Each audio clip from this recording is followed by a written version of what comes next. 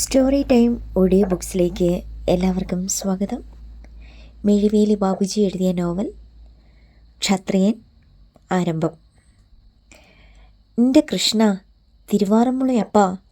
ശ്രീകോവിലിന് മുന്നിൽ നിന്ന് ഹൃദയം തുറന്ന് വിനയെ വിളിച്ചു. എല്ലാം അറിയുന്നവനാണല്ലോ നീ, എന്നിട്ടും എന്തേ ഈ പാവം പെണ്ണിനോട് കരുണ കാട്ടാത്തെ? അങ്ങനെ കൃഷ്ണനോട് ചോദിക്കുമ്പോൾ അവളുടെ ചുണ്ടുകൾ വല്ലാതെ ഒന്ന് വിറച്ചു. എല്ലാം അറിഞ്ഞിട്ടും അറിയാത്ത ഭാവത്തിൽ നിൽക്കുന്ന ഒരാളുടെ കള്ളച്ചിരി കൃഷ്ണവിഗ്രഹത്തിൻ്റെ ചുണ്ടിലുണ്ടെന്ന് വിനയ്ക്ക് തോന്നിപ്പോയി. ആറന്മുള പാർത്ഥസാരഥി ക്ഷേത്രത്തിൽ നല്ല തിരക്കുണ്ടായിരുന്നു. ഇന്ന് ഞായറാഴ്ച ആയതുകൊണ്ട് മാത്രമല്ല, 10 നാളത്തെ ഉത്സവത്തിനായി ഇന്ന് കൊടിയേറ്റ് നടക്കാൻ പോവുകയാണ്. തൻ്റെ സങ്കടങ്ങൾ ഭഗവാനോട് പറഞ്ഞിട്ട് പൂജാരിയിൽ നിന്ന് കളഭവും വാങ്ങി അവൾ പുറത്തേക്ക് നടന്നു. സ്വർണ്ണ കൊടിമരം വെയിലേറ്റി വെട്ടിത്തിളങ്ങുന്നുണ്ടായിരുന്നു. തെക്കു ഭാഗത്ത് സ്റ്റേജ് അലങ്കരിക്കപ്പെട്ടിരുന്നു. ഇനിയുള്ള 10 നാൾ ആറന്മുളയിലും പരിസരത്തുമുള്ളവർക്ക് ഉത്സവകാലം. കൊടിമര ചുവട്ടിൽ നിന്ന് ഒരു വട്ടം കൂടി തൊഴുതിട്ട് ആരെയോ തിരയും മട്ടിൽ അവൾ ചുറ്റും നോക്കി. കണ്ടില്ല. പക്ഷേ അവിടെ വന്നെത്തിയവരെല്ലാം തന്നെ ഒരിക്കലെങ്കിലും വിനയെ ശ്രദ്ധിച്ചു. പവൻ്റെ നിറവും ചുരുണ്ട് സമൃദ്ധമായ മുടിയും സെറ്റുമുണ്ടും പിന്നെ ചുവന്ന ബ്ലൗസും ധരിച്ചിരുന്ന അവളെ മറ്റുള്ളവർ നോക്കിയില്ലെങ്കിലേ അത്ഭുതമുള്ളൂ. ശ്രീകൃഷ്ണ ഭഗവാന്റെ രാധയെപ്പോലെ സുന്ദരി. ക്ഷേത്രത്തെ ഒന്ന് വലം വെച്ച് അവൾ വടക്കേ നടയിലെത്തി. പമ്പയാറ്റിലേക്കുള്ള പടിക്കെട്ടുകൾ ഇറങ്ങി. നദിയുടെ ഇരുകരകളിലും കൽക്കെട്ടുകൾ. വള്ളംകളി കാണാനെത്തുന്നവർക്ക് സൗകര്യപൂർവ്വം ഒരുക്കിയിരിക്കുന്നതാണത്. വിനയ പടിക്കെട്ടുകൾ വഴി താഴെയെത്തി. 1-2 പേർ നദിയിൽ കൈകാലുകൾ കഴുകുന്നുണ്ടായിരുന്നു. അവൾ ഇടതുവശത്തെ കൽക്കെട്ടിലേക്ക് കയറി സത്രക്കടവിൻ്റെ ഭാഗത്തേക്ക് നടന്നു. അക്കരെ നിന്നൊരു വഞ്ചി ആളുകളെ കയറ്റി ഇക്കരയ്ക്ക് വരുന്നത് കണ്ടു. പെട്ടെന്നൊരു ശബ്ദം. അവൾ തിരിഞ്ഞു നോക്കി. കൽക്കെട്ടിൽ മുകളറ്റത്തൊരു യുവാവ് ഇരിക്കുന്നു. മുണ്ടും ഷർട്ടും വേഷം. അവളുടെ കണ്ണുകളിൽ 1000 നക്ഷത്രങ്ങളുടെ തിളക്കം.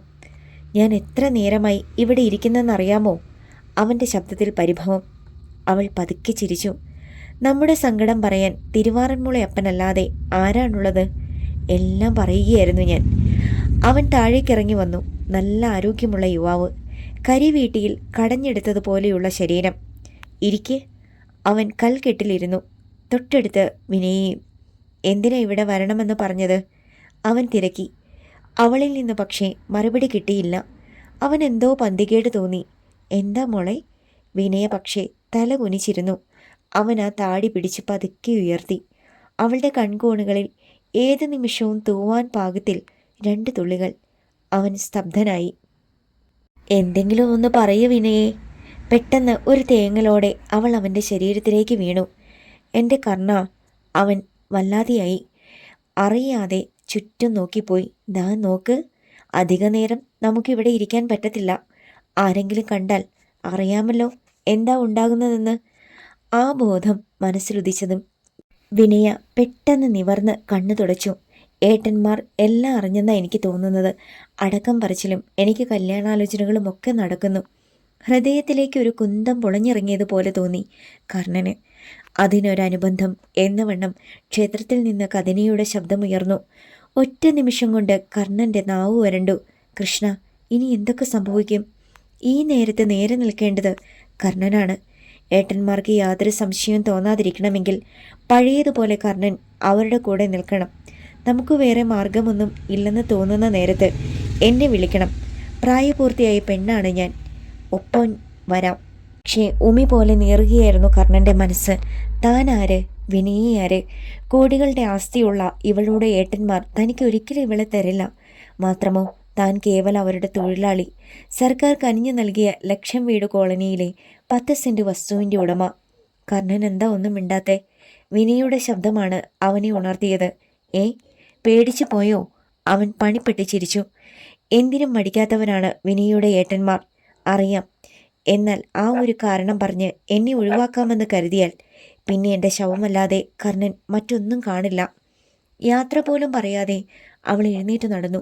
ക്ഷേത്രത്തിൻ്റെ കിഴക്കേ നടയിൽ നിന്ന് ഒരു സ്ത്രീ ഇത് കാണുന്നുണ്ടായിരുന്നു. ദിവസങ്ങൾ കഴിഞ്ഞു. പാർത്ഥസാരഥി ക്ഷേത്രത്തിൽ ആറാട്ടാണ്. രാത്രി കനത്തു. സുപ്രസിദ്ധ ചലച്ചിത്ര സംഗീത സംവിധായകൻ വി ദക്ഷിണാമൂർത്തിയുടെ സംഗീത കച്ചേരി ഉച്ചഭാഷിണികളിലൂടെ ആറന്മുളയെ ധന്യമാക്കിക്കൊണ്ടിരുന്നു. ആ നേരത്ത് കോഴിപ്പാളത്തിനടുത്തുള്ള ഒരു വലിയ കെട്ടിടത്തിൻ്റെ ടെറസിൽ അസ്വസ്ഥമായി 4-5 പേർ ഇരിക്കുകയാണ്. ഇറപ്പുഴ സലീമും അനുജന്മാരും. സലീം ബ്രദേഴ്സ്. കോഴഞ്ചേരിയിൽ പൂർണിമ ഹോട്ടലിൻ്റെ ഉടമകൾ. പത്തനംതിട്ടയിലും കൂന്നിയിലും പുനലൂരും ബാറുകൾ. ഇതിനേക്കാളെല്ലാം ഉപരി മണൽ മാഫിയ സംഘം. കൊല്ലാനും ചാവാനും മടിക്കാത്തവർ. കസേരയിൽ നിന്നെണീറ്റ് കയ്യിൽ മദ്യ ഗ്ലാസുമായി ടെറസിലൂടെ നടക്കുന്നതിനിടയിൽ സലീം അനുജന്മാരെ നോക്കി. ഇനി കൂടുതൽ ചിന്തിക്കാനൊന്നുമില്ല. അനുജന്മാർ മൂവരും കണ്ണുകൾ കൊണ്ട് സംസാരിച്ചു. ആദ്യം മറുപടി പറഞ്ഞത് രണ്ടാമൻ ഗോപിനാഥനാണ്. ഒറ്റയടിക്ക് അവനെ തീർത്താൽ അത് കുഴപ്പമാകും. കോളനി മുഴുവൻ ഇളകി ഇങ്ങോട്ട് വരും. പോരെങ്കിൽ നമുക്കിട്ടൊരു പണി തരാൻ CI രാജശേഖരൻ തക്കം പാർത്തിരിക്കുകയാണ്. ഗ്ലാസ്സിലെ മദ്യം ഊറ്റിക്കുടിച്ചുകൊണ്ട് സലീം ഒന്ന് മൂളുകയും അസ്വസ്ഥതയോടെ തൻ്റെ കാതിൽ പിടിച്ചൊന്ന് കുലുക്കുകയും ചെയ്തു. ഏട്ടൻ പറഞ്ഞതിൻ്റെ ബാക്കിയായി മൂന്നാമൻ തമ്പാൻ പറഞ്ഞു. അതുകൊണ്ട് അവൻ്റെ കൊലപാതകത്തിൽ നമുക്ക് യാതൊരു പങ്കുമില്ല. അതേ വരാവൂ. ബുദ്ധിപൂർവം കളിക്കണം. എങ്ങനെ? സലീം ഗ്ലാസ് കൊണ്ടുവന്ന് ടീപ്പോയിൽ വെച്ചിട്ട് സ്പൂൺ കൊണ്ട് കുറേ കക്കയിറച്ചി കോരി വായിലിട്ടു. ഏറ്റവും ഇളയവൻ സൂര്യനാണ് പദ്ധതി വിശദീകരിച്ചത്. കർണന് ശത്രുവായി ഒരുത്തനുണ്ടല്ലോ, ആറന്മുളയിൽ ഓട്ടോ ഓടിക്കുന്ന അവൻ. ഓട്ടോ ചന്ദ്രൻ. നമ്മൾ കർണൻ്റെ പിന്നിലുള്ളതുകൊണ്ടാ അവൻ കൈവയ്ക്കാത്തത്. നമ്മളൊന്ന് കണ്ണടച്ചാൽ ബാക്കി കാര്യം ചന്ദ്രനെ നോക്കിക്കോളും. സലീമിൻ്റെ കണ്ണുകൾ തിളങ്ങി. എങ്കിൽ പിന്നെ അത് തന്നെ ഏർപ്പാട് ചെയ്തോ. തൽക്കാലത്തേക്ക് ആ കൂടിയാലോചന അവസാനിച്ചു. ദിവസങ്ങൾ പിന്നെയും കടന്നുപോയി. എഴിക്കാട് ലക്ഷം വീട് കോളനിയിൽ വലതുഭാഗത്ത് പുഞ്ചിയോട് ചേർന്നായിരുന്നു കർണൻ്റെ വീട്. വൈകിട്ട് തിരക്കിട്ടാണ് അവൻ വീട്ടിലെത്തിയത്. അച്ഛൻ മുറ്റത്തിരുന്ന് മീൻ പിടിക്കുന്ന കൂട് നന്നാക്കുകയായിരുന്നു. അമ്മ അടുക്കളയിലാവും. 3 മുറികളും ചാർത്തായി ഉണ്ടാക്കിയിരിക്കുന്ന അടുക്കളയും. അച്ഛനെ ഒന്ന് നോക്കിയിട്ട് അവൻ തൻ്റെ മുറിയിലെത്തി. വേഷം മാറുന്നതിനിടയിൽ അമ്മ അവിടേക്ക് വന്നു. നിന്നെ തിരക്കി ഇറപ്പുഴയെ കൊച്ചുമുതലാളി വന്നായിരുന്നു. കർണൻ ഒന്ന് ഞെട്ടി. അത് കാണാതെ നാണിയമ്മ തുടർന്നു. അത്യാവശ്യമായിട്ട് നീ അങ്ങോട്ട് ചെല്ലണമെന്ന്. മറ്റൊന്നും പറഞ്ഞില്ലേ അമ്മേ? ഇല്ല. സീത വന്നില്ലേ? വന്നു. ഗോപിയുടെ വീട്ടിൽ പാട്ട് പഠിക്കാൻ പോയി. സീത ഇടയാറന്മുള ഹയർ സെക്കൻഡറി സ്കൂളിൽ +2 പഠിക്കുകയാണ്. കർണൻ പൈപ്പിൻ്റെ ചുവട്ടിൽ പോയി കുളിച്ചിട്ട് വന്നു. വിനയുടെ വാക്കുകൾ അവൻ്റെ കാതിൽ മുഴങ്ങുകയായിരുന്നു. ഇന്ന് രാത്രി വരണം. ഞാൻ കാത്തു നിൽക്കും. ഇല്ലെങ്കിൽ നാളെ കാണുന്നത് എൻ്റെ ശവമായിരിക്കും. ഞാൻ ജീവിച്ചിരുന്നാൽ ഏട്ടന്മാർ എന്നെ കോന്നിക്ക് മാറ്റും. പിന്നീട് നമ്മൾ തമ്മിൽ ഒരിക്കലും കാണാനിടയില്ല. കഠിനമായ ഹൃദയവ്യതയിൽ കർണൻ നിന്നൊരുകി. ഇറപ്പുഴക്കാരുടെ വീട്ടിൽ നിന്നൊരു പെണ്ണിനെ വിളിച്ചിറക്കിക്കൊണ്ട് പോരുന്നത് മരണത്തെ ക്ഷണിച്ചു വരുത്തുന്നതിന് തുല്യമാണ്. കർണൻ വേഗം വേഷം മാറി. താൻ ഇറപ്പുഴയ്ക്ക് ചെന്നില്ലെങ്കിൽ മുതലാളിമാർ കൂടുതൽ സംശയിക്കും. അത് പാടില്ല. അവൻ ഒരുങ്ങിയിറങ്ങി. നീ എങ്ങോട്ടാടാ? കൂടമുറ്റത്തിൻ്റെ മൂലയിലേക്ക് ഒതുക്കി വെക്കുന്നതിനിടയിൽ ശങ്കു തലതിരിച്ച മകനെ നോക്കി. ഇറപ്പുഴയ്ക്ക്. അവൻ റോഡിലെത്തി. കൂട്ടുകാരായ ഉദയനും ജെയിംസുമൊക്കെ കുരിശുതൊട്ടിക്കരികിൽ ഇരിപ്പുണ്ടായിരുന്നു. അവൻ അവരുടെ അടുത്തേക്ക് നടന്നു. ഞാൻ നിങ്ങളെ തിരക്കി വരികയായിരുന്നു. എന്താടാ? വാ പറയാം. അവൻ അവരെയും കൂട്ടി പുഞ്ചിയുടെ നടുക്കുള്ള പാലത്തിലേക്ക് നടന്നു. കർണൻ്റെ എല്ലാ കാര്യങ്ങളും ഉദയനും ജെയിംസിനും അറിയാം. സംഗതി ആകെ കുഴഞ്ഞടാ. പാലത്തിൻ്റെ കൈവരിയിലേക്ക് ചാരി നിന്നുകൊണ്ട് കർണൻ പറഞ്ഞു. നീ കാര്യം പറ. ജെയിംസിന് ആകാംക്ഷയായി. വിനയെക്കുറിച്ചുള്ളതെല്ലാം അവൻ പറഞ്ഞു. കൂട്ടുകാർക്ക് പെട്ടെന്നൊരു മറുപടി പറയാനായില്ല. നിങ്ങളൊന്ന് ആലോചിച്ചേ. ഞാൻ അവളെ വിളിച്ചുകൊണ്ട് പോന്നാൽ? കൊണ്ടുപോരാതിരുന്നാലും പ്രശ്നമല്ലേടാ? ഉദയൻ താഴെ തോട്ടിൽ ഉടക്ക് വലയിടുന്ന മീൻപിടുത്തക്കാരനെ നോക്കിക്കൊണ്ട് തിരക്കി. അവൾ ആത്മഹത്യ ചെയ്താൽ അതിന് കാരണക്കാരനായ നിന്നെ ഇറപ്പുഴക്കാർ വെറുതെ വെച്ചേക്കുമോ? സങ്കടക്കടലിന് നടുവിൽ അകപ്പെട്ടതുപോലെയായി കർണൻ. ഒന്നും വേണ്ടായിരുന്നെന്ന് ഇപ്പോൾ തോന്നിപ്പോകുന്നു. കോളേജിൽ വെച്ച് തുടങ്ങിയ പ്രേമമാണ്. MA ഫസ്റ്റ് ക്ലാസ്സിൽ പാസ്സായ തനിക്ക് അവളൊരു സമ്മാനം തന്നു. ഒരു ചുംബനം. എന്നിട്ട് പറഞ്ഞത് ഇത് മാത്രം. കർണനൊരു ജോലി കിട്ടിയാലും ഇല്ലെങ്കിലും ഇടതുഭാഗത്ത് ഇന്നും ഞാനുണ്ടാവും. വിധിയുടെ കളിയെന്നല്ലാതെ എന്തു പറയാൻ? മറ്റൊരു തൊഴിലും കിട്ടാതെ വന്നപ്പോൾ മണൽ വാരാൻ പോയി. കുഴപ്പമില്ലാത്ത വരുമാനം. കറങ്ങിത്തിരിഞ്ഞ് അവസാനം ഇറപ്പുഴക്കാരുടെ കീഴിൽ തന്നെ. മണൽ വാരലും ഡ്രൈവിങ്ങും. ഒരു കണക്കിന് അത് നന്നായെന്ന് തോന്നിയിട്ടുണ്ട്. കാരണം വിനയെ എന്നും അടുത്ത് കാണാം. പക്ഷേ ഇപ്പോൾ നീ എന്തെങ്കിലും ഒന്ന് പറ കർണ. ഉദയൻ്റെ ശബ്ദം അവനെ ഉണർത്തി. തൻ്റെ അഭിപ്രായത്തിൽ നീ അവളെ വിളിച്ചിറക്കിക്കൊണ്ട് പോരണമെന്ന വരുന്നതൊക്കെ നമുക്ക് നേരിട്ട് കാണാം. വിനയ നിന്റെ കൂടെ നിൽക്കുന്നുവെങ്കിൽ നമ്മൾ ആരെയും പേടിക്കണ്ട.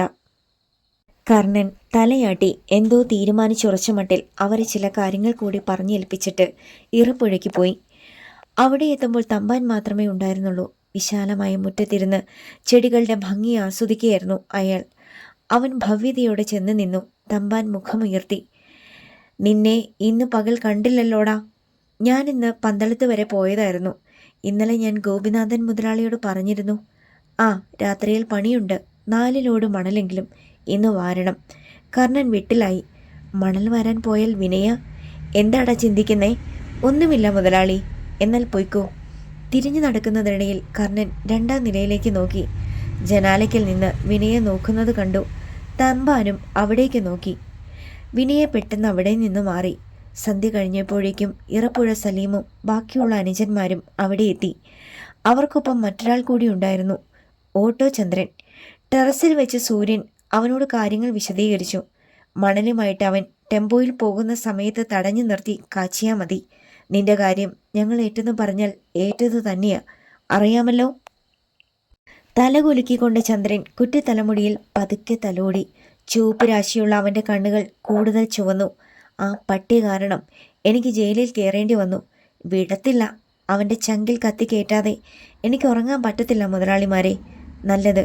സലീം അവൻ്റെ തോളിൽ തട്ടി പെട്ടെന്ന് തന്നെ അവനെ പറഞ്ഞയക്കുകയും ചെയ്തു. പിറ്റേന്ന് രാവിലെ ഇറപ്പുഴ സലീമിനെ വിളിച്ചുണർത്തിയത് ഭാര്യ മാധവിയാണ്.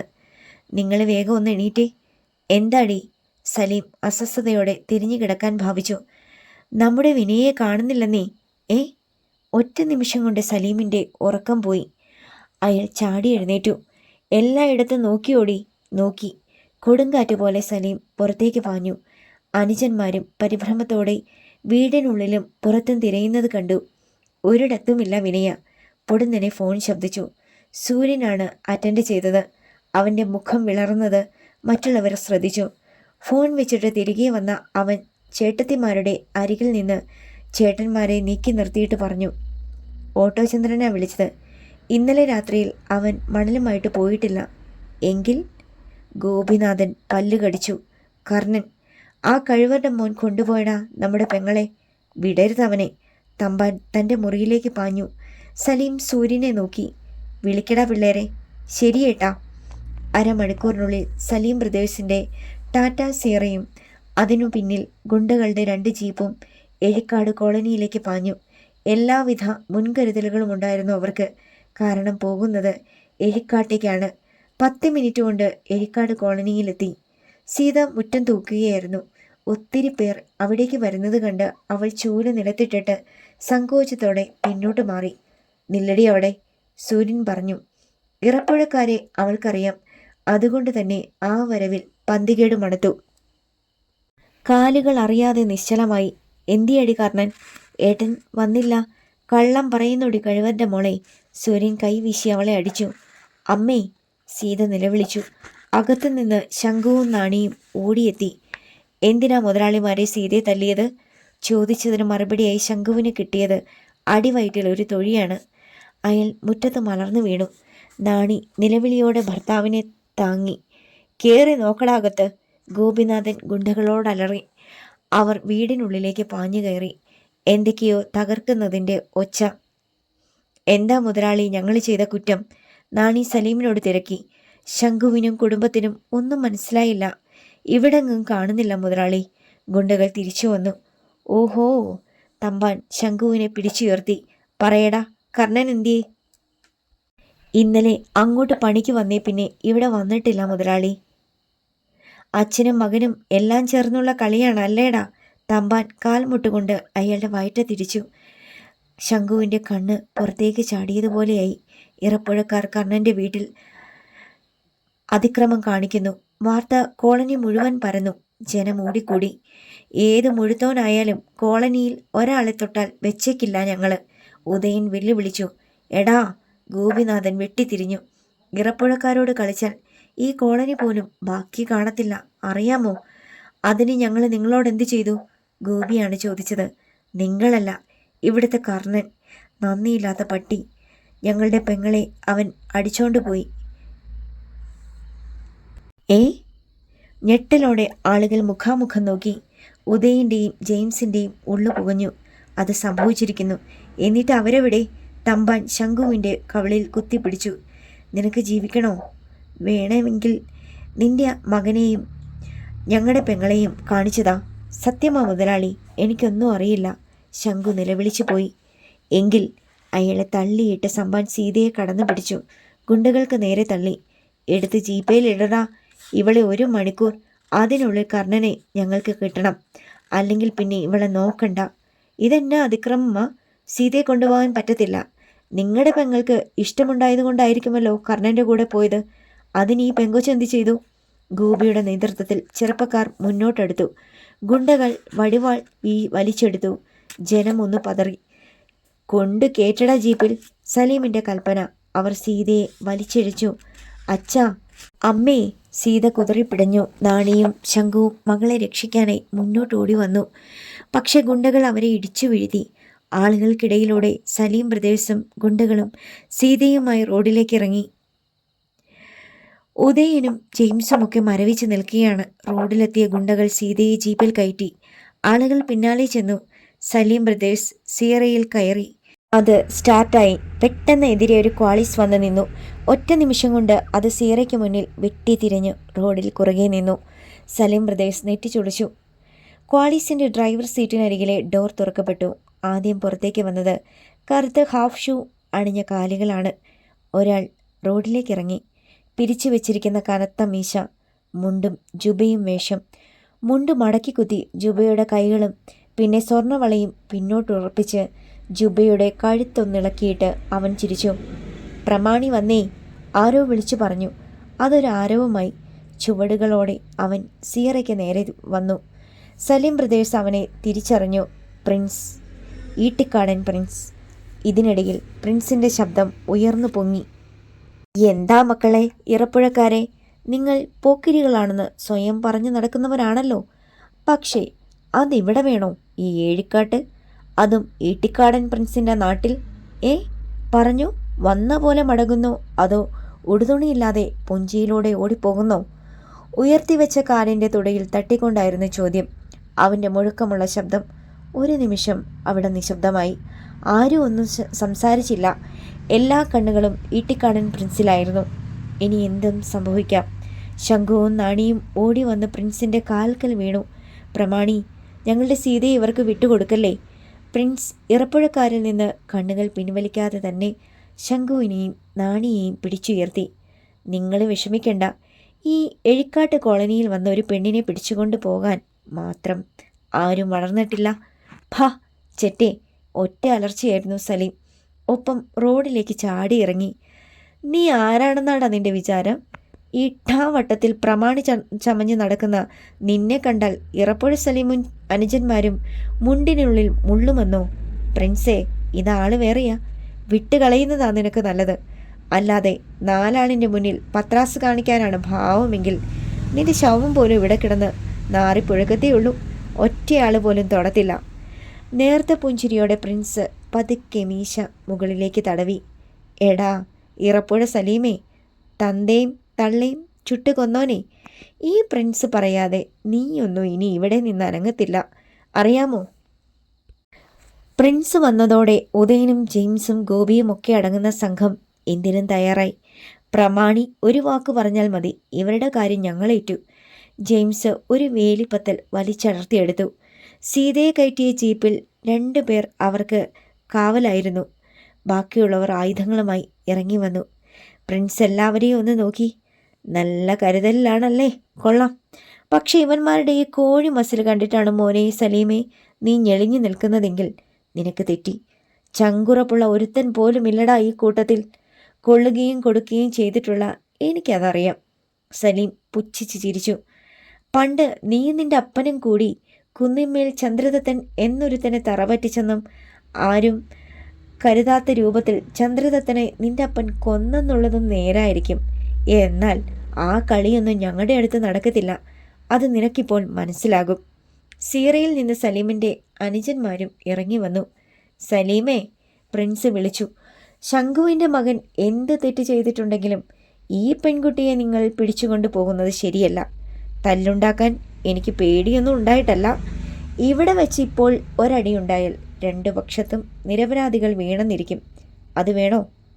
ഒരു കാര്യം രമ്യമായി പരിഹരിക്കാൻ കഴിയുമെങ്കിൽ വെറുതെ വഴക്കു വേണോ? ഇവിടെ പ്രശ്നം തീരണമെങ്കിൽ ഞങ്ങൾക്ക് ഞങ്ങളുടെ പെങ്ങളെ യാതൊരു കേടും കൂടാതെ കിട്ടണം. കർണനെയും കിട്ടണം. ഈ പറഞ്ഞ രണ്ട് കാര്യവും നടക്കുമെന്ന് തോന്നുന്നില്ല.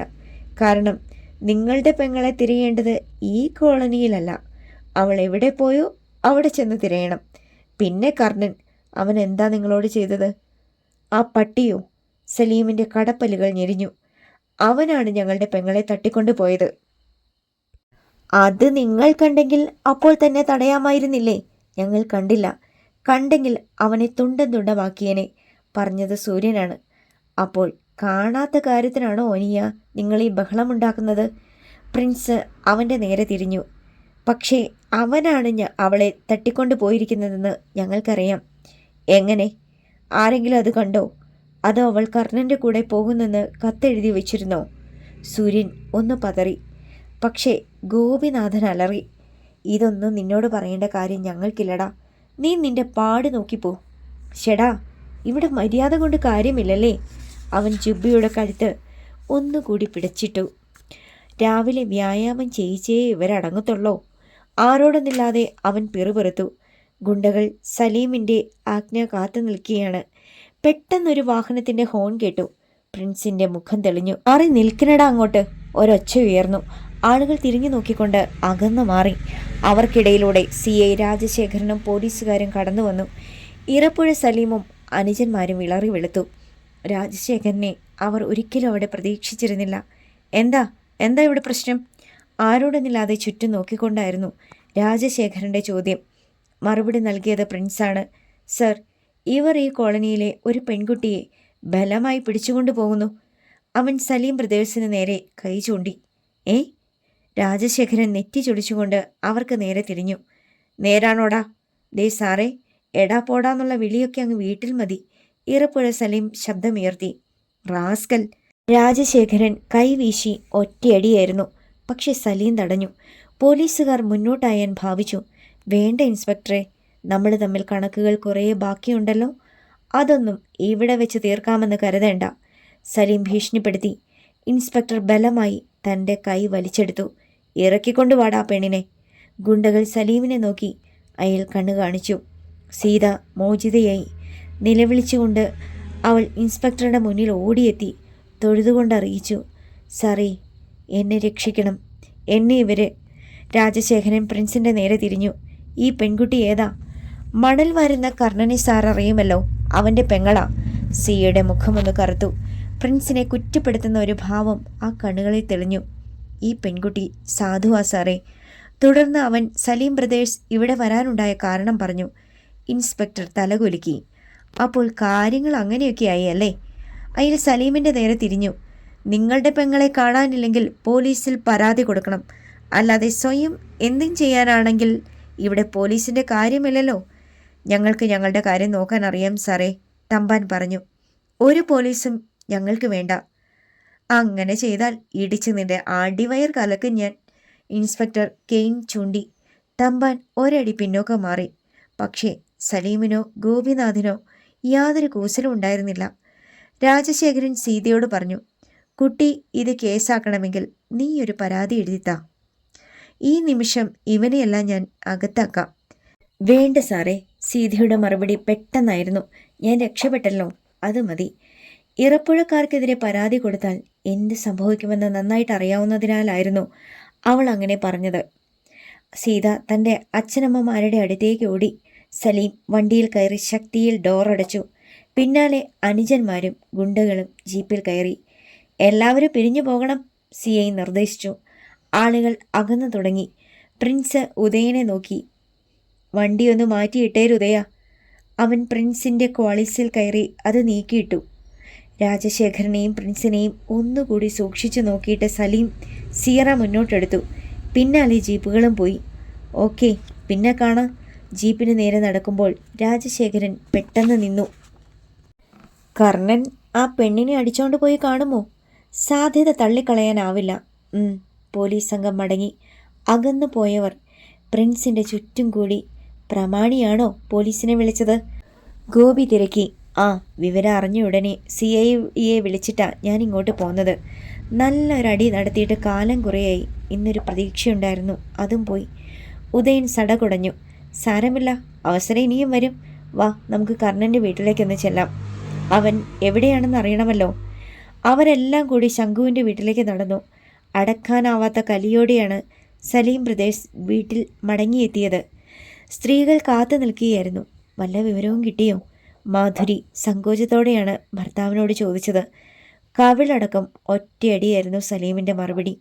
കഴിവരുടെ മോളെ, അവൾ അവൻ്റെ കൂടെ ഒളിച്ചോടാതെ നോക്കണമെന്ന് പലവട്ടം നിന്നെയൊക്കെ ഓർമ്മിപ്പിച്ചിരുന്നതല്ലേടി ഞാൻ. മാധുരി കവിൾ പൊത്തി നിന്നതല്ലാതെ ഒറ്റ അക്ഷരം പറഞ്ഞില്ല. പൊയ്ക്കോ എൻ്റെ മുന്നീന്ന്. അവൾ തലകുനിച്ച് നടന്നുപോയി. സലീമും അനുജന്മാരും ഒരു മുറിയിൽ കയറി വാതിലടച്ചു. ഇന്നത്തെ പോലെ ഒരു നാണക്കേട് ഇതുവരെ നമുക്കുണ്ടായിട്ടില്ല. സൂര്യൻ കൈകൾ കൂട്ടിത്തിരുമ്മി. ആ ഈട്ടിക്കാടൻ പട്ടിയാണ് എല്ലാത്തിനും കാരണം. അവൻ ഇനി വെച്ചേക്കരുത്. ഞാനും അത് തന്നെ പറയാൻ ഭാവിക്കുകയായിരുന്നു. തമ്പാനും പിന്താങ്ങി. സലീം കൈകൾ പിന്നിൽ കെട്ടിക്കൊണ്ട് മുറിയിലൂടെ 2 ചാൽ നടന്നു. അവരുടെ സംസാരം അയാൾ ശ്രദ്ധിക്കുന്നേയില്ലെന്ന് തോന്നി. വലിയേട്ടൻ എന്താ ഒന്നും പറയാത്തത്? ഗോപിനാഥൻ തിരക്കി. എങ്ങനെയെങ്കിലും കർണനെയും വിനയെയും കണ്ടെത്തിയല്ലേ പറ്റൂ. സലീം ഒന്ന് തലയാട്ടി. പിന്നെ ഒരു സിഗരറ്റിന് തീ പിടിപ്പിച്ചു. അടുത്ത ഭാഗം നാളെ.